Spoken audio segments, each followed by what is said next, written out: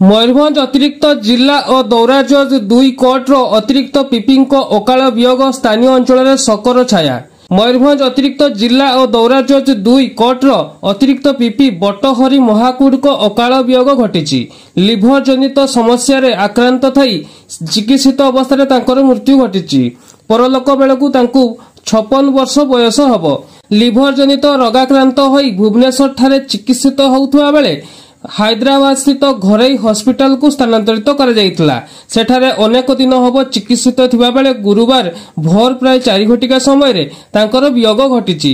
स्वर्गत महाकुड़ बारिपदा सहर जड़े पुराणा और परिचित आईनजीवी भावे बेस परिचय सृष्टि करि पारथिले। एहा सहित विभिन्न सामाजिक संगठन सहित जड़ित रही पूजा पर्वाणी और सांस्कृतिक कार्यक्रम सक्रिय भाव कार्य संपादन करुले। तेबे हैदराबाद एम्बुलेंस जोगे बारिपदा को तांको मृतदेह अणा जाउछि। टांकी साही स्थित बासभवन में विभिन्न महलर लोके तांको शेष दर्शन करी श्रद्धा सुमन अर्पण करिवे। एहाकु नै जिला वकील संघ पक्षरु शोक प्रकाश करा जायछि बोली संध्या प्राय 6 घटिका समय सूचना मिलिछि।